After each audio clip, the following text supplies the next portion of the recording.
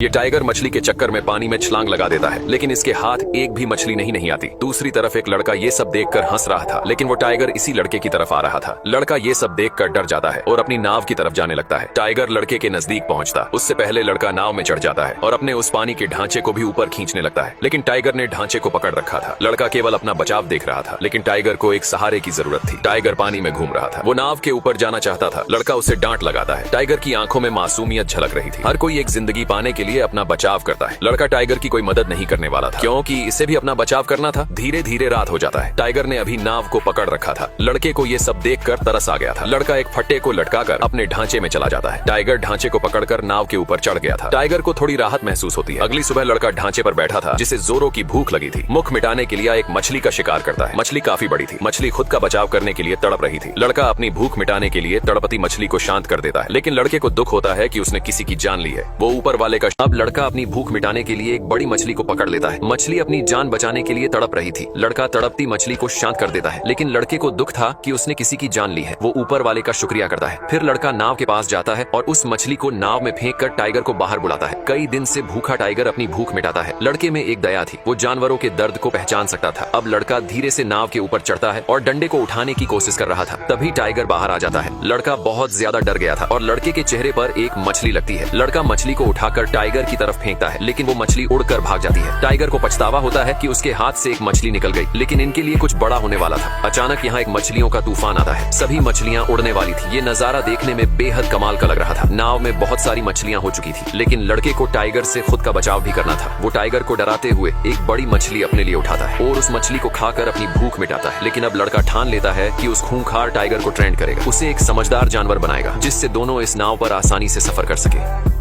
अब लड़का उस खूंखार टाइगर को एक डंडे की मदद से ट्रेन करता है। टाइगर बहुत गुस्से में था, लेकिन लड़का हार नहीं मानता। वो हर तरह से प्रयास करता है। डंडे में मांस के टुकड़े फंसाकर उसे खिलाता है, ताकि टाइगर एक पालतू जानवर की तरह बर्ताव करे। आखिर में लड़का चिल्लाकर उसे अंदर भेज देता है। आज की ट्रेनिंग काफी अच्छी हुई थी, लेकिन लड़का अभी भी टाइगर से अलग अपने ढांचे में रहता है, क्योंकि टाइगर पर भरोसा नहीं किया जा सकता था। धीरे धीरे कई दिन बीत जाते हैं। लड़का टाइगर के बिल्कुल करीब आ चुका था। टाइगर भी लड़के को कोई नुकसान नहीं पहुंचा रहा था। तभी लड़के ने देखा एक भयानक तूफान इनकी तरफ आ रहा था। ये तूफान जानलेवा तूफान था, लेकिन लड़का इस तरह के तूफान से बहुत खुश था। लड़का चिल्लाकर ऊपर वाले को शुक्रिया कहता है। आखिर जो भी हो, प्रकृति के आगे दुनिया की हर एक चीज फीकी है। लड़का और टाइगर इस भीषण तूफान में खुद को एक नाव पर संभाले हुए थे। अगली सुबह सब शांत हो चुका था, लेकिन आसमान का नजारा बेहद सुकून भरा था। अब पूरे 1 महीने बीत चुके थे। भूख के कारण दोनों की हालत बुरी हो चुकी थी। दोनों कमजोर हो चुके थे। लड़का टाइगर के पास जाता है, उसके मुंह में पानी डालता है। आखिरकार अंतिम घड़ी में लड़के ने टाइगर को छूकर महसूस किया। टाइगर भूख के कारण कमजोर हो चुका था। दोनों एक अच्छे दोस्त बन चुके थे। इतनी भूख टाइगर कभी बर्दाश्त नहीं करता, लेकिन आज वो बिल्कुल लाचार और मजबूर था। अब टाइगर और लड़का दोनों भूख से तड़प रहे थे। पूरे 15 दिन तक खाना न मिलने से दोनों बहुत कमजोर हो चुके थे और जीने की उम्मीद छोड़ चुके थे। लड़का अपने मम्मी पापा को याद करता है, जो अब इस दुनिया में नहीं थे। अगली सुबह लड़के की आंख खुलती है और वह देखता है कि उनकी नाव एक आइलैंड के किनारे लगी हुई है। लड़का नीचे उतरकर नाव को बांध देता है और वहाँ की जंगली घास खाने लगता है। ये आइलैंड कुछ अजीब था। तभी लड़के को किसी की आवाज सुनाई देती है। उसने देखा कि वहाँ बहुत सारे नेवले थे। लड़का उनके बीच चला जाता है और पानी में कूदकर नहाने लगता है। इस आइलैंड पर बहुत सारे नेवले रहते थे। टाइगर भी नेवलों का शिकार कर अपनी भूख मिटा रहा था। धीरे धीरे सूरज ढलने लगता है और सभी नेवले जंगल के अंदर जाने लगते हैं। लड़के ने रात बिताने का इंतजाम कर लिया था, लेकिन नेवले फिर भी उसके पास आ गए। लड़का उन्हें भगाने की कोशिश करने लगता है। रात का समय कुछ अलग सा दिखाई दे रहा था। लड़का एक फल तोड़ता है और उसे खोल कर देखता है, लेकिन वह फल जहरीला था। इस आइलैंड पर रात के समय हर चीज जहरीली हो जाती थी। अगले दिन लड़का वहाँ से जाने की तैयारी करता है। उसने बहुत सारी जंगली घास और मीठा पानी अपने साथ रख लिया था। फिर वह टाइगर को आवाज लगाता है। टाइगर भागता हुआ आता है और नाव पर बैठ जाता है। दोनों अगले सफर के लिए निकल पड़ते हैं।